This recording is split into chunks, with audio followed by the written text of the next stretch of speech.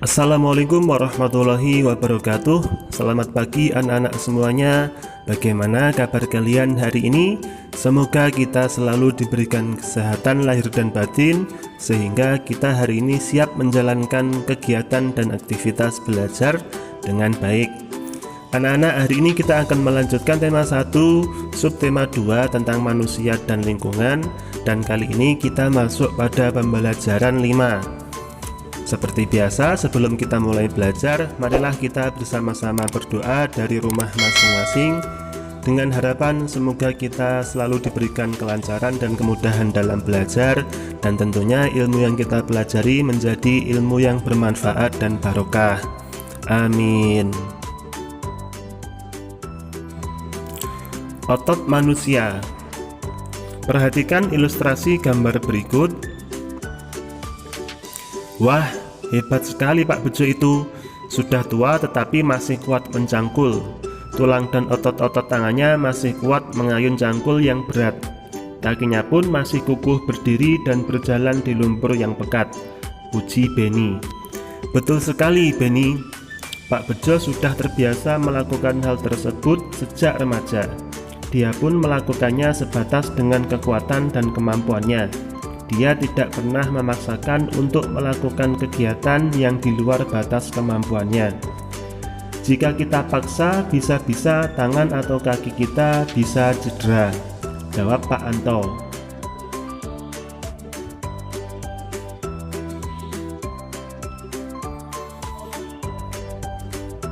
Pengertian otot. Otot memiliki peran penting dalam setiap gerak manusia, sama halnya dengan tulang. Otot merupakan organ gerak aktif manusia dan hewan. Otot adalah jaringan yang ada di dalam tubuh manusia, berupa alat gerak aktif yang menggerakkan tulang sehingga menyebabkan suatu organisme atau individu dapat bergerak. Otot bekerja dengan cara berkontraksi dan berelaksasi. Fungsi otot pada manusia, yang pertama menjalankan dan melaksanakan kerja, contohnya berjalan, mengangkat, dan memegang. Yang kedua menggerakkan jantung, dan yang terakhir mengalirkan darah yang terdiri atas zat-zat yaitu nutrisi, oksigen, dan lain-lain.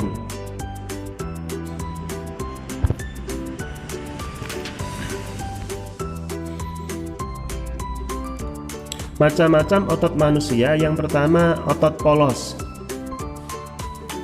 Otot polos adalah otot yang bekerja tanpa kesadaran kita, yang dipengaruhi oleh sistem saraf tak sadar atau saraf otonom.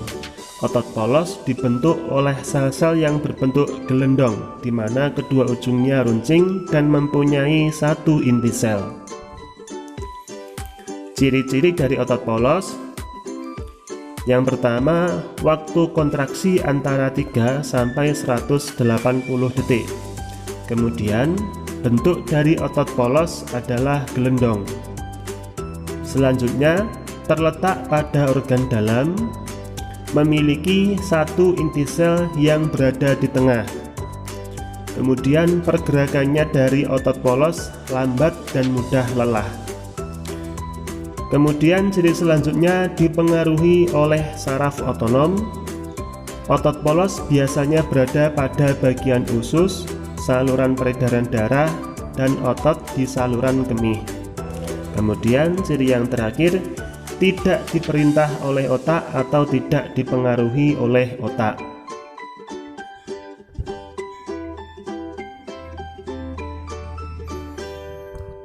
Yang kedua adalah otot lurik. Otot lurik adalah otot yang menempel pada rangka tubuh manusia yang digunakan dalam pergerakan. Otot lurik adalah otot yang bekerja di bawah kesadaran. Otot lurik juga dinamakan otot rangka. Mengapa? Karena menempel pada rangka. Dinamakan otot lurik karena adanya sisi gelap dan terang yang berselang-seling. Ciri-ciri dari otot lurik. Yang pertama, bentuk silindris dengan garis gelap terang. Kemudian melekat pada rangka. bekerja secara sadar dengan perintah otak. Ciri selanjutnya, cepat dan mudah lelah, kemudian bentuk yang panjang dan memiliki banyak inti sel atau multisel. Ciri berikutnya, mempunyai pigmen mioglobin, dan yang terakhir, inti sel yang berada di tepi.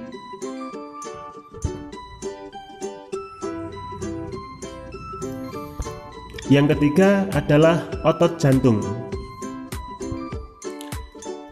Otot jantung adalah otot yang bekerja secara terus-menerus tanpa istirahat atau berhenti.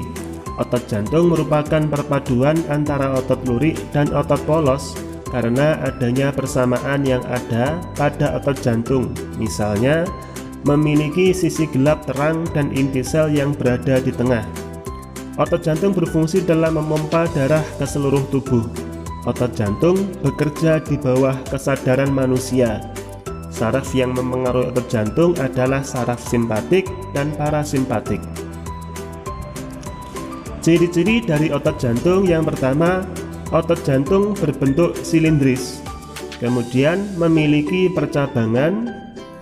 Kemudian ciri berikutnya, otot jantung terletak pada jantung, memiliki satu inti sel yang berada di tengah, bekerja tanpa kesadaran manusia, dan yang terakhir, bekerja terus-menerus dan tidak membutuhkan istirahat.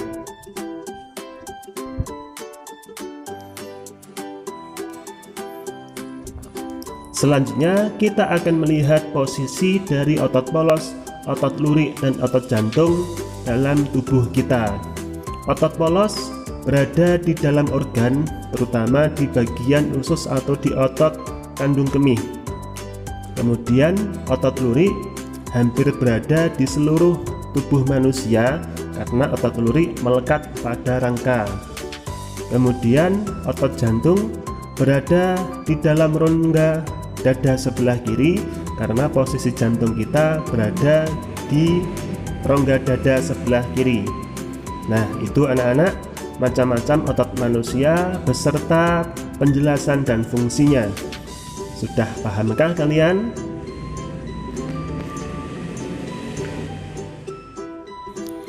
Selanjutnya kita akan membaca teks. Otot manusia.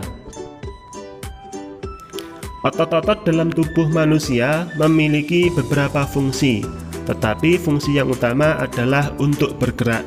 Adapun fungsi-fungsi yang lain antara lain untuk mendukung tubuh, menjaga postur tubuh, dan menjaga suhu tubuh. Semua fungsi otot tersebut dapat dilakukan apabila otot dalam keadaan sehat tanpa terjadi gangguan atau kelainan. Otot dalam tubuh manusia berperan dalam gerakan-gerakan yang disengaja.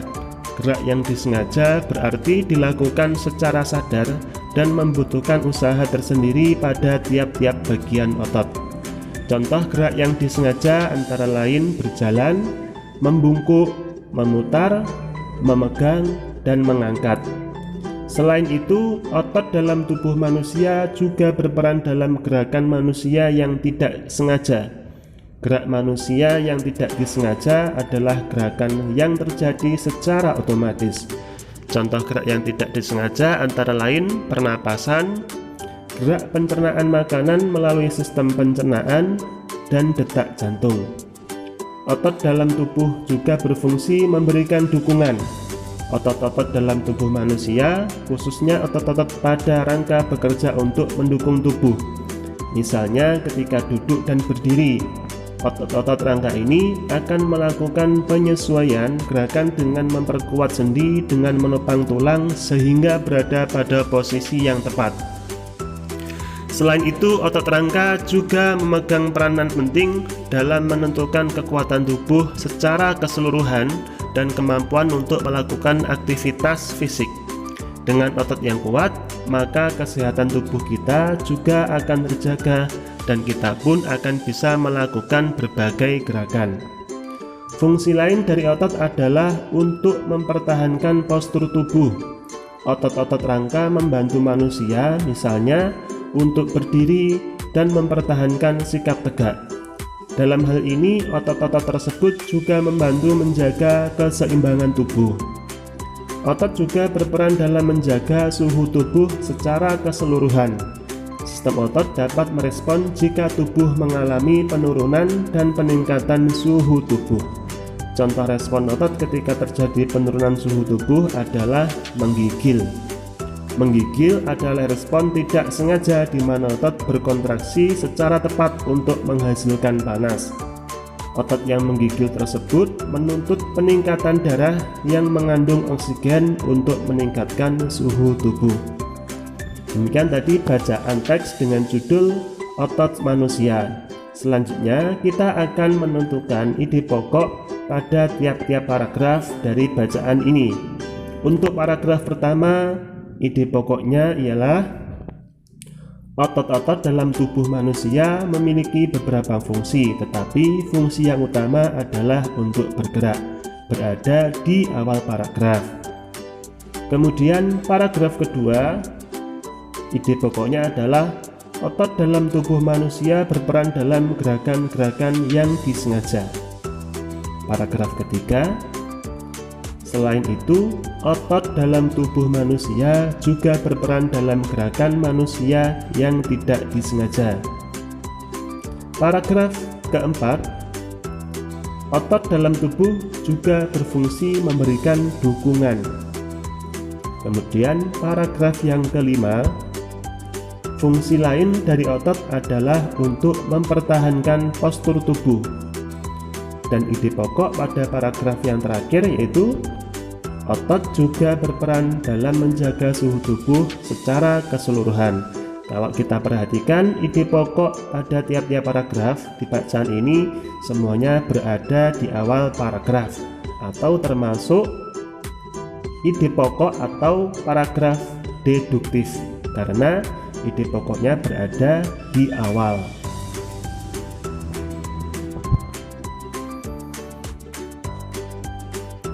Selanjutnya kita akan mempelajari tentang membuat gambar cover atau gambar sampul.